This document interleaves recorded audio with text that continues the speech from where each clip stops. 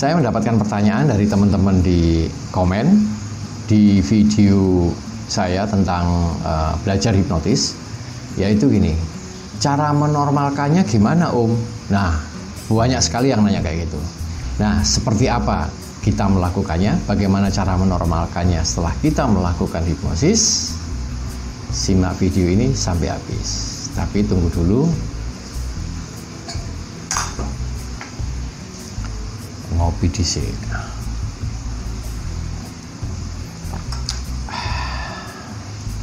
Yuk.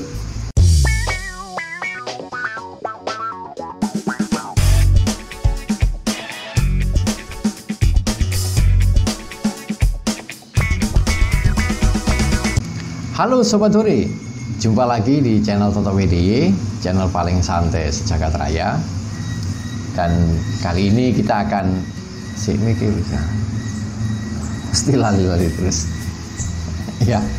Oke, terima kasih buat kamu yang masih setia nonton di video ini, di channel ini terutama ya. Buka-buka aja videonya, banyak kok yang mungkin bisa bermanfaat untuk teman-teman semua. Terima kasih kamu masih setia, masih ngikutin video ini. Dan yang buat teman-teman yang barusan mampir datang lihat video ini, saya ucapkan selamat datang ya. Selamat, Anda akan tersesat di jalan yang benar nantinya dengan saya ya. Oke, dan biar kamu nggak ketinggalan, jangan lupa tekan subscribe. Wah, kayak youtuber itu loh ya. Oke, kali ini kita akan bahas satu pertanyaan dari salah seorang teman, dimana setelah dia menonton video saya yang ini, nah, dia nanya bagaimana sih caranya untuk mengembalikan ya. Di video itu saya jelaskan tentang cara pre-induction ya, tes tentang bagaimana supaya orang itu lebih sugestif ya, lebih sugesti dengan kita ya. Karena memang tahapan ini adalah tahapan paling awal ketika kita melakukan hipnosis. Sekedar untuk mengingatkan, terutama untuk teman-teman yang masih awal, hipnosis itu ada urut-urutannya, ada urut-urutannya ya. Jadi nggak usah bingung, nggak usah gumun, nggak usah kaget. Gumun itu apa ya? Gumun itu terheran-heran lihat hipnosis. Semua hipnosis itu ada urutannya, nggak usah bingung. Nah, hanya saja seorang penghipnotis itu pinter untuk melakukan tahapan-tahapan itu supaya tidak ketahuan. Di hipnotis manapun, caranya apapun, itu pasti harus melewati setidaknya 5 tahapan ya. Yang pertama disebut sebagai pre-induction. Nah, ini juga banyak yang nanya ke saya, Pak atau Mas atau Cok, Mbok pakai bahasa yang gampang aja. Gini loh teman-teman, kalau saya pakai bahasa Indonesia tambah ruwet nanti, tak jamin tambah ruwet. Wong induction itu aja kalau misalkan di Indonesia kan artinya induksi. Itu Anda lihatlah di Google atau apa. Induksi hubungannya nggak ada sama hipnotis, sama listrik gitu loh.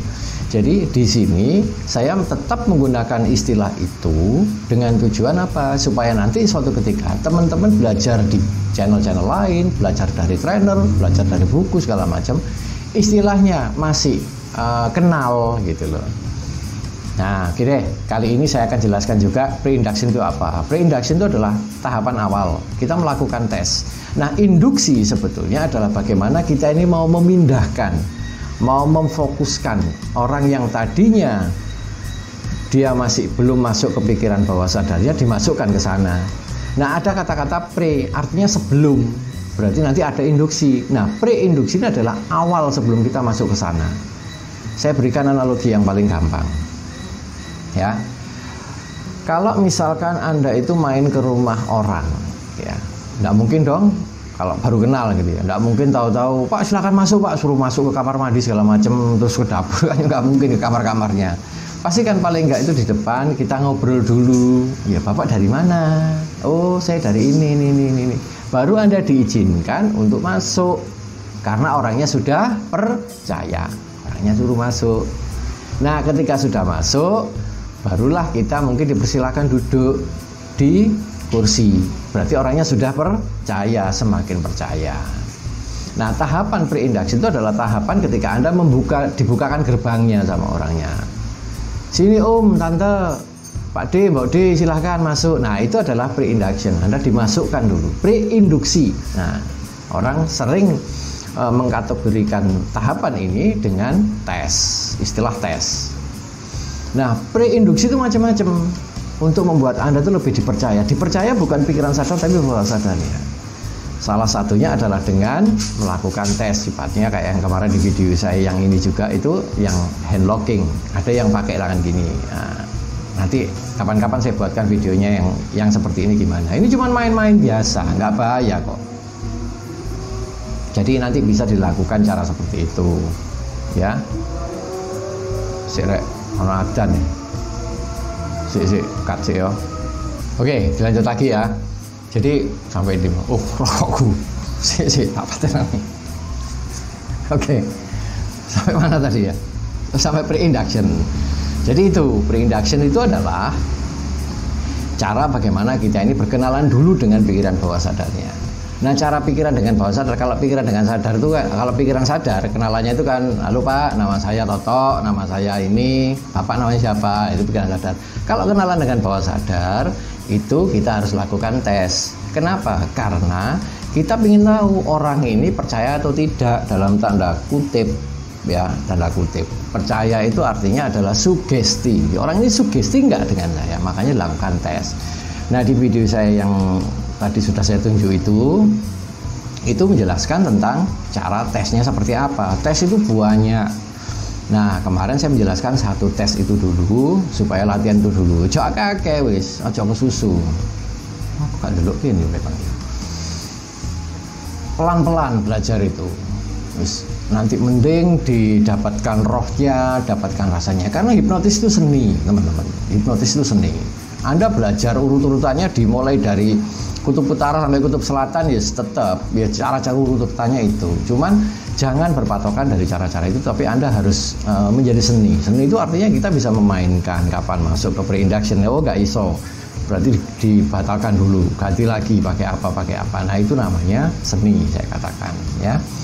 Nah di sini tujuan saya adalah untuk mengenalkan teman-teman. Oh ini toh hipnotis, ya. Oh ini toh namanya tes. Oh ini namanya pre-induction, supaya teman-teman nantinya ketika belajar dalam media yang lain, ya itu nggak bingung gitu kira-kira. Nah kembali pre-induction ya, analoginya kan tadi orang mengunjungi rumah orang gitu ya, datang. Nah itu pre-induction. Anda dipersilahkan masuk, berarti orangnya sudah semakin percaya. Anda disuruh duduk ya, bahkan mungkin Anda dikasih minum, disuguhi. Nah itu berarti Anda sudah mulai semakin dipercaya sama orangnya. Nah teknik ini yang disebut sebagai induksi. Nah, induksi ini apa bedanya dengan pre-induction? Kalau induksi itu benar-benar kita sudah mempersiapkan untuk orang-orang ini benar-benar masuk ke bawah sadarnya. Cara induksi macam-macam, ya. Secara garis besar itu ada yang disebut sebagai direct dan non-direct, langsung dan tidak langsung. Nah, langsung ini juga itu dibagi-bagi, ya. Yang langsung itu ada yang disebut sebagai rapid induction, induksi cepat. Ya, karena orangnya sudah percaya. Ya kalau orang sudah percaya ya, oke Pak, 1, 2, 3 tutup mata, plek, ya merem pasti sudah percaya. Itu namanya rapid induction. Rapid itu macam-macam. Ada yang handshake ya, ditarik. Nah, shocking, hand shocking. Tekniknya macam-macam. Jangan bingung dengan itu, nanti bisa dipelajari di rekan. Ya nanti saya sharing lah. Khawatir. Terus kemudian yang berikutnya adalah yang non-rapid. Jadi misalkan sifatnya itu adalah bertahap, yang disebut sebagai progressive relaxation. Contohnya, engkau takon mana engkau progressive relaxation itu artinya kita merelaksasi orang, merilekskan pikirannya. Oke Pak, tutup mata. Oke Pak, tarik nafas, buang nafas, dan segala macam kayak gitu. Tuh. Nah itu masuk ke induksi. Nah setelah itu, atau induction. Nah setelah itu masuk ke tahap yang ketiga. Jadi tahap pertama pre-induksi, tahap kedua induksi, tahap ketiga adalah dibening. Ya pre-induksi, induksi, sampai lali ya. Sampai lali urut-urutannya. Pokoknya iso hipnotis penting, itu aman itu. Yang ketiga adalah dipening. Dipening itu artinya kita mau semakin dari deep, artinya dalam ya, diperdalam lagi. Nah analogi dengan yang tadi saya ceritakan, misalkan Anda kalau sudah dipening itu bisa enak wis kemana-mana gitu loh, dipercaya orangnya. Anda mau main ke dapurnya kemana, itu artinya Anda semakin dipercaya sama orangnya. Orangnya semakin yakin dan semakin nyaman, itu kata kuncinya. Nah, di penting itu macam-macam.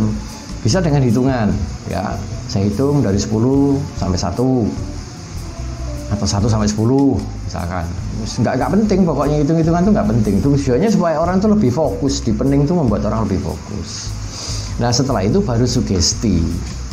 Nah, sugesti ini diletakkan di tahapan nomor 4 dengan tujuan ketika orang ingin di sugesti tentang apa, di reprogramming, diprogram lagi pikirannya seperti apa. Oh, supaya dia lebih termotivasi, supaya dia bisa berdamai dengan dirinya, macam-macam. Nah, itu adalah tahapan sugesti. Nah, setelah tahapan sugesti baru kita termination atau terminasi atau mengakhiri. Nah, yang kelima ini adalah yang ditanyakan oleh teman kita yang tadi saya sebutkan di videonya tentang bagaimana cara merilisnya. Nah, mungkin nggak kalau misalkan dari pre-induction, dari tes, ini tes loh ya Mas Ian ya, ini tes, belum sugesti atau apapun ya. Nanti lebih panjang lagi ada ceritanya nanti ya. Ini tes, ini yang tangan nggak bisa terbuka, kemudian ini tes. Nah, kemudian kalau sudah masuk ke tahapan termination, itu artinya kita mengakhiri. Cara mengakhirinya sederhana. Kalau dikaitkan dengan video saya yang ini, ya bilang aja, oke, 1, 2, 3 katakan normal. Wis mari wis. Karena Anda sudah mensugesti di awal, oke, tangan Anda sekarang menjadi besi. Itu kan sugestinya. Kalau mengakhiri berarti ya dibalik gitu loh. Oke, 1, 2, 3 katakan normal. Kenapa bisa normal? Orangnya sudah percaya dengan kita. Jadi itu penjelasannya ya. Jadi untuk apa namanya merilis. Kalau tes gitu aja. Tapi kalau sudah masuk ke tahapan deepening sugesti ya nggak bisa semudah itu. Artinya kenapa? Kita harus melakukan tahapan. Kenapa? Orang Anda sudah memasukkan dia lebih dalam, ya baliknya juga pelan-pelan. Naik kebanter ngeluh, pusing nanti biasanya orang karena sudah tutup mata segala macam. Karena orang kalau dipening biasanya kurang kopi.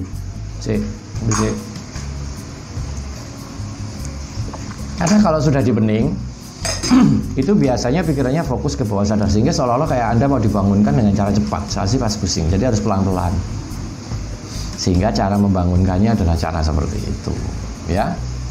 Jadi itu penjelasan buat pertanyaan dari teman kita tadi, cara mengembalikannya bagaimana. Jadi kalau untuk tes atau pre-induction seperti video saya itu, ya simpel aja. Oke, sekarang katakan 1, 2, 3, katakan normal. Justru malah ini, semakin sering Anda melakukan ini, oke, dites lagi.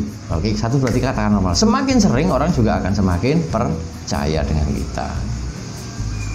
Tak jawab ya. Jadi itu jawabannya. Bagaimana supaya kita bisa menormalkan orang ketika dihipnosis. Ketika pada tahapan pre-induction sesuai video itu. Tapi kalau misalkan nanti pada tahapan orang itu sudah di deepening, disugesti, ya nggak semudah itu. Tapi kita harus mengembalikannya dengan cara normal.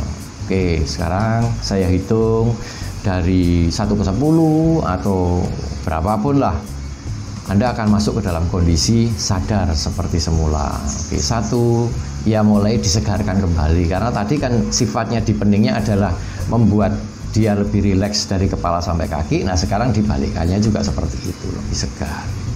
Ya, kalau masih belum paham, silahkan tulis di komen. Nanti saya akan buatkan videonya. Ya, yang penting berlatih. Dan satu catatan dari saya, gunakan untuk kebaikan. Ya. Kejahatan tanggung jawabmu dewi loh, tapi yang pasti tujuan saya ini adalah untuk edukasi. Jadi supaya teman-teman misal punya teman saudara yang dia itu orangnya lagi stres, ya stres dalam tanda kutip yang masih ringan-ringan, yang supaya orangnya aku tolong direlaksasi, aku tolong dimotivasi kok rek. Nah, pakai cara ini nggak apa-apa, pakai tahapan-tahapan itu. Kalau masih belum bisa, yo belajar 1. Yang kedua, nggak iso nih di mana, nggak bisanya itu di mana gitu. Jangan terus, wah saya nggak bisa hipnotis, tesnya aja udah salah, ya. Nah, nanti saya akan berikan lagi tips berikutnya tentang hipnosis yang tujuannya adalah untuk memberikan kebaikan kepada orang lain, ya. Jadi sekali lagi silakan tulis di komen kalau Anda mau pertanyaan, kalau mau bertanya. Dan silahkan tekan like jika Anda suka, silahkan dislike jika Anda nggak suka, nggak apa-apa. Silahkan share jika ini memberikan manfaat untuk teman-teman Anda, kerabat atau siapapun, dan digiring semuanya masuk ke sini. Dan jangan lupa subscribe ya, supaya Anda nggak ketinggalan di video-video saya. Nanti saya juga akan punya satu segmen namanya Ngopi Sore, Ngobrol Happy Sobat Huri ya. Oke, sekian dulu, sampai ketemu di lain kesempatan dan salam Huri.